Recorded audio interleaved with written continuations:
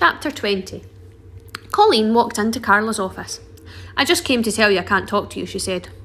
"Your parents didn't sign the form?" "No, and they won't either. You know what they said?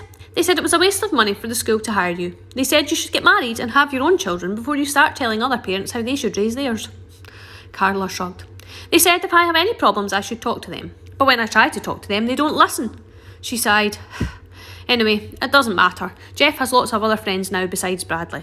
"8," said Carla with a smile. "So now I can invite Jeff to my birthday party without having to invite Bradley. I can invite one of Jeff's other friends. Andy's nice. I couldn't invite Bradley even if I wanted to, because Melinda's my best friend. Well, except for Laurie, and she gave Bradley a black eye." Colleen quickly covered her mouth with her hand and slowly took it away. "That was supposed to be a secret," she said. "Melinda doesn't want anybody to know." "I never repeat anything anyone tells me," Carla assured her. "Good," said Colleen. "Melinda would kill me." "Have you asked Jeff to your party yet?" "No, not yet, but I will. I know he likes me because he always says hello to me when I say hello to him. But then I always get so scared. I never know what to say next. I wish you could help me. Why did my parents say such bad things about you? They don't even know you." "Your parents are just trying to do what's best for you," said Carla. "A lot of people think counsellors don't belong in schools." She shrugged. "I guess they're afraid I might fill your head with all kinds of crazy ideas." Chapter 21. "Hello, Bradley," said Carla. "It's a pleasure to see you today. I appreciate your coming to see me." She held out her hand. "I punched myself in the eye," he said as he walked past her. He didn't want her thinking someone else gave it to him. "I'm the only one who can beat me up." "Did it hurt?" she asked. "No," he said, sitting at the round table. "Nobody can hurt me, not even me." She sat across from him. She was wearing a light blue shirt with yellow mice running all over it. The shirt was the same colour as her eyes. The mice were the same colour as her hair. "I wanted to hit somebody," he explained as he stared at her shirt. "But if I hit another kid, I would have gotten in trouble. So I hit myself." "Why do you want to hit somebody?" "Because I hate him." "Who?" "Everybody." "Is that why you hit yourself? Do you hate yourself?" He didn't answer. He thought it was another one of her trick questions. "Do you like yourself?" she asked. He didn't trust that question either. "Maybe the reason you say you don't like anybody else is because you really don't like yourself." "I like myself," he said. "You're the one I don't like." "Well, tell me some things about yourself that you like." He glared at her. "I like you," she said. "I think you have lots of good qualities, but I want you to tell me things you like about yourself." "I can't talk anymore," he said. "Why not?" "I'm sick. The doctor said I can't talk. The more I talk, the sicker I get." "Oh, that sounds serious." "It is. I've probably said too much already and it's your fault. I'll probably throw up." Carla nodded. "Well, don't say another word," she said quietly. "We'll just sit together in silence. Sometimes people can learn a lot about each other just by sitting together in silence." She locked her mouth shut, then opened it to swallow the key. "You're weird," said Bradley. "A lot of people tell me that," she admitted, then put her finger to her lips. They sat together in silence. Bradley shifted in his chair. His eyes darted restlessly around the room. He put his hands behind his head and leaned back, then brought his hands out in front of him and folded them. Then he unfolded them. He didn't like sitting together in silence. He thought she was probably learning too much about him. "I can probably talk a little bit," he said. "No, I don't want you to get sick," said Carla. "I like you too much." "Well, the doctor says I'm supposed to talk a little, just not a lot." "All right. Shall we talk about school?" "No. The doctor says if I talk about school, I'll die." Carla frowned. "That's a problem," she said. "See, as part of my job, I'm supposed to help you do better in school. But how can I help you if we can't even talk about it?" Bradley put his fingers to his chin and thought it over. "I know," he said.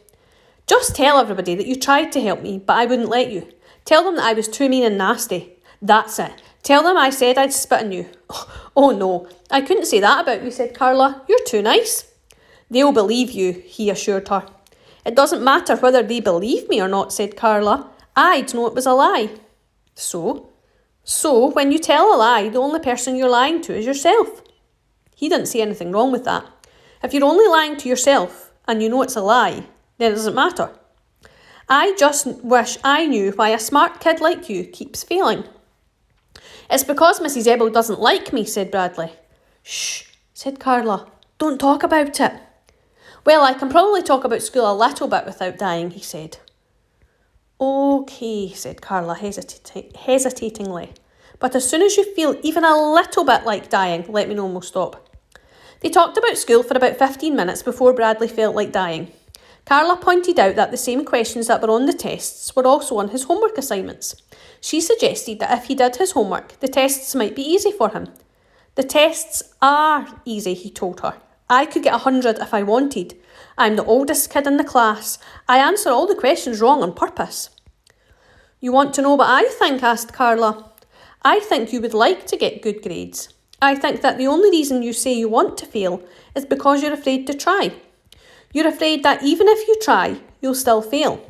I'm not afraid of anything, said Bradley. I think you're afraid of yourself, said Carla, but you shouldn't be. I have lots of confidence in you, Bradley. I know you'd do so well if only you'd try. I can help you. We can help each other. We can try together. It was then that he told her he couldn't talk about school anymore or else he'd die. She thanked him for talking about it as much as he'd had. You were very brave, she said. She suggested that for their next meeting, he make a list of topics to discuss so that they wouldn't have to risk talking about school again.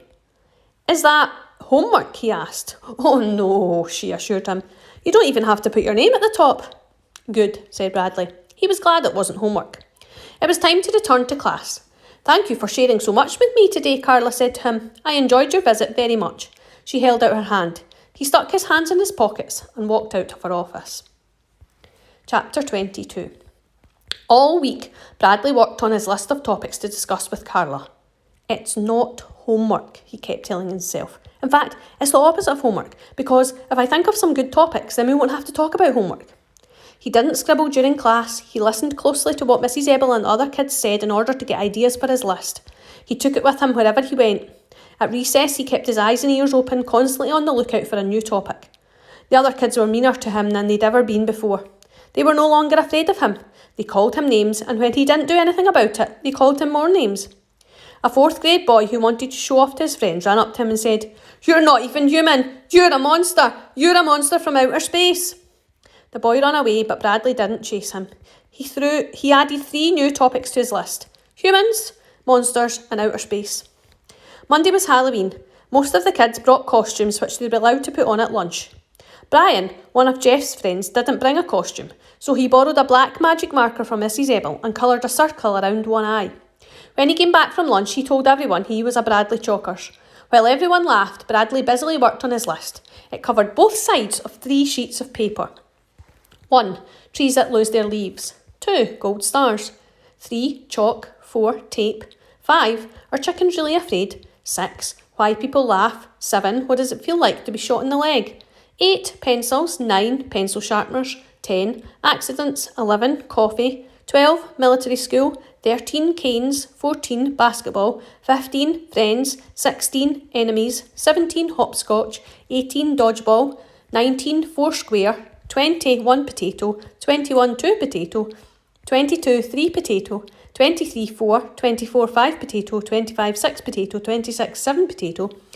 27 more, 28 less, 29 nothing at all, 30 what's it like to be in jail, 31 good boys, 32 bad boys, 33 breakfast, 34 lunch, 35 dinner, 36 have you ever been to the White House, 37 who shot my father, 38 why did he get away, 39 peanut butter and jelly, 40 gold stars, 41 black eyes, 42 fighting, 43 girls with big mouths, 44 what's it like inside a girl's bathroom, 45 saying hello, 46 reflexes, 47 hate, 48 when will I be able to grow a beard, 49 things that smell bad, 50 things you like about yourself, 51 things you don't like about yourself, 52 things nobody likes about yourself, 53 things that you don't like about anybody else, 54 gold stars, 55 does my head look like a chili bowl, 56 closets, 57 hiding places, 58 dreaming, 59 bad dreams, 60 I wish I could fly,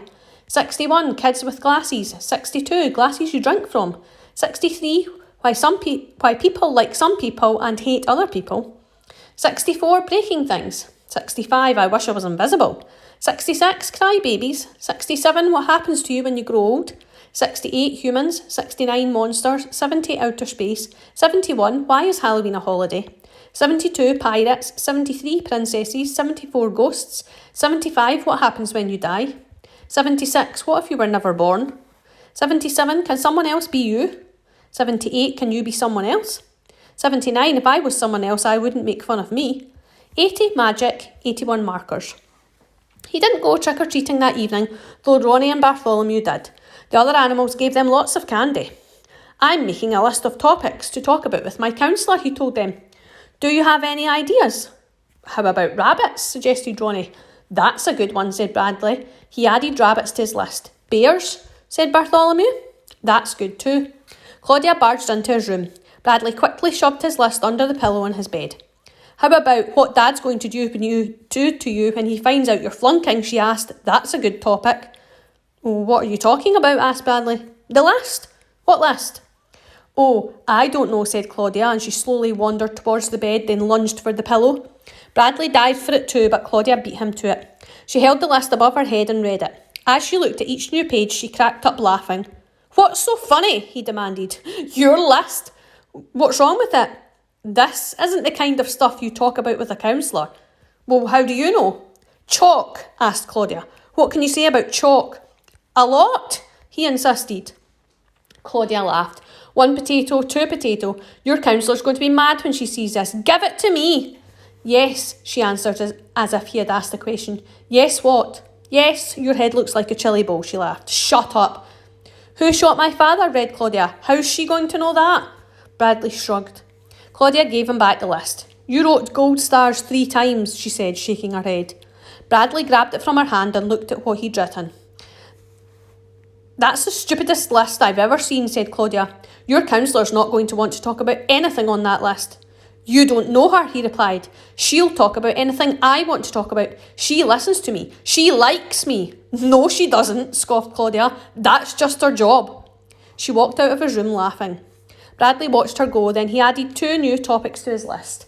Sisters and jobs. Tears filled his eyes as he tried to think of another topic. He crossed off 2 of the gold stars, then crumpled the list into a ball and threw it into his trash basket.